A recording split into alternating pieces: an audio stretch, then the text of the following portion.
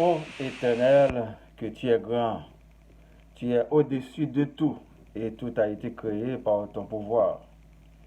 Tu es l'alpha et l'oméga, que ton nom soit loué, maintenant et toujours. Nous te disons merci, Père, pour la vie et pour tous tes bienfaits.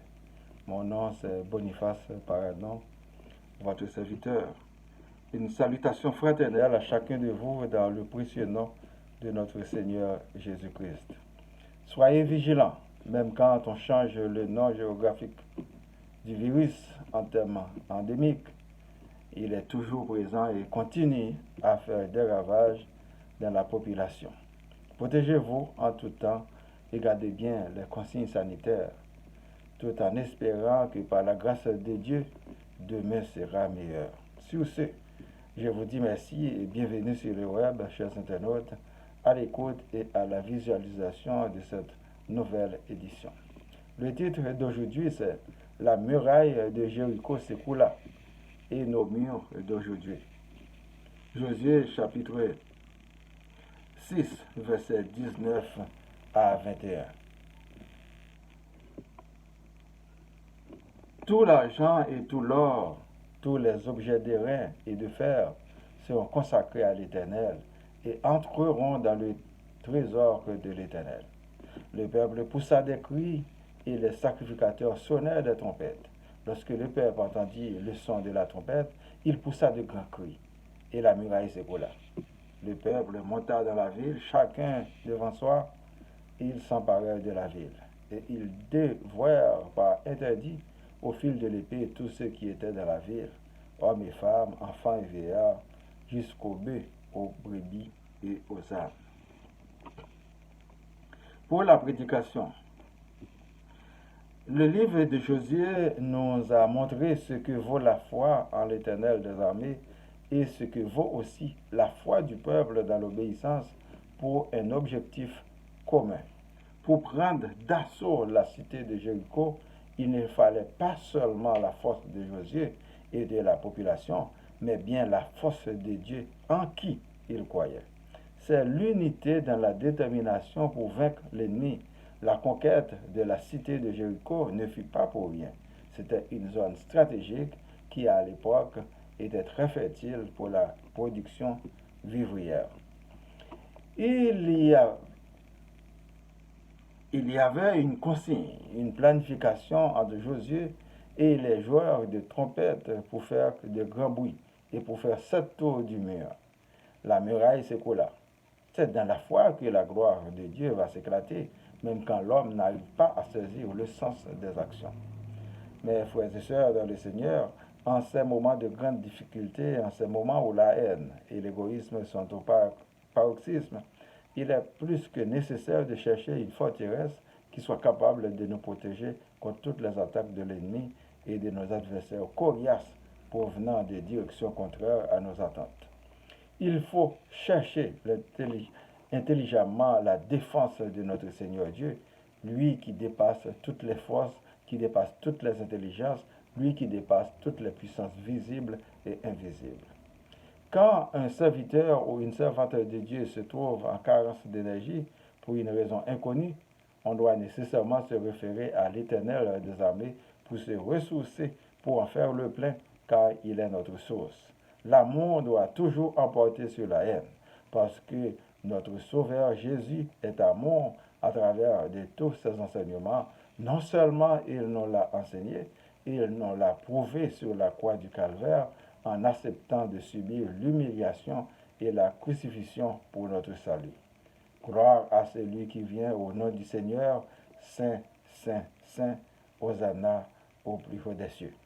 Aujourd'hui, il y en a pas mal de murs dans les frontières entre les pays, entre les humains. Dans l'échelle mondiale, dans l'échelle sociale, il y en a des voleurs et des pilleurs, une fois les laisser faire. Après, il érige un mur pour isoler les victimes, pour les écarter, pour les catégoriser. Il y en a qui se nomment seigneurs, bourgeois, richissimes, savants, et les autres pour les miettes, les illettrés, les dépourvus, les démunis. Pourtant, nous sommes venus au monde de la même manière, dans le ventre d'une mère, sans rien, et nous partirons sans rien. Pourquoi détruire l'autre? C'est de la pure folie. Pendant qu'un pays ami développe son arsenal militaire pour conquérir le monde, il vous demande d'abolir votre force de sécurité. Et les sous-hommes qui dirigent obéissent aveuglément. Mais avec quoi allez-vous vous défendre? Avec quoi allez-vous protéger votre peuple? Il n'est jamais trop tard pour bien faire. Vaut mieux tard que jamais. Le chemin du développement est long. Il ne faut que commencer et un jour vous arriverez. Petit troupeau avec l'aide de Dieu.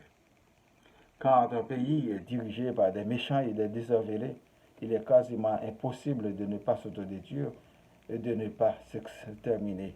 Nous avons tous la responsabilité d'organiser notre ville, notre pays, pour un mieux-être que chaque individu, sans exception. Faisons en tout temps la promotion de la justice et de l'amour. Arrêtez d'inciter le peuple à la vengeance. Sinon, c'est la grande justice de Dieu qui va se faire et vous aurez des pleurs et des grincements de dents comme dans le passé. Nous avons bien vu et compris qu'en Haïti, chaque mouvement de protestation est clanique et chargé d'hypocrisie. Chaque groupuscule dénonce les gangs de l'autre et protège ses propres gangs. Ainsi, le pays est géographiquement gangstérisé. Les armes et les munitions transitent par les douanes et les ports. Où sont les directeurs de ces services? Pourquoi on n'organise pas une manifestation pour aller déloger et mettre en déroute ces malfaiteurs? Ces derniers sont vos voisins, votre famille proche, vos amis. Vous les connaissez parfaitement bien. Vous oubliez que les sociétés secrètes, les gangs, la mafia n'ont pas d'amis, mais des intérêts à défendre au bruit du sang. Réveillez-vous, peuple. Répondez-vous. Vous avancez vers une pente glissante. Invoquez l'Esprit Saint en toute occasion afin de nous libérer du malin. Cherchez la sainteté du cœur et de l'esprit. Laissons-nous transcender par la lumière de Dieu pour un monde plus juste. Demandons à Dieu d'augmenter en nous puissance, intelligence, force, la foi, l'amour, afin de mettre l'ennemi en déroute, de vivre pour lui et d'annoncer partout la bonne nouvelle du royaume de Dieu. Que Dieu nous délivre, que Jésus nous sauve, que l'Esprit Saint soit sur nous. Prions pour moi, ma famille, vos familles, les membres du groupe Spiritualité, les vrais amis, les personnes malades, les démunis, les chômeurs, les leaders, les personnes vulnérables, les villes, Laval, Montréal, Québec, le Canada et le monde entier. Que la paix soit sur le monde. Nous ne voulons pas de guerre. Récitons notre Père qui es aux cieux. Que ton nom soit sanctifié, que ton règne vienne, que ta volonté soit faite sur la terre comme au ciel. Donne-nous aujourd'hui notre pain de ce jour. Pardonne-nous nos offenses comme nous pardonnons aussi à ceux qui nous ont offensés.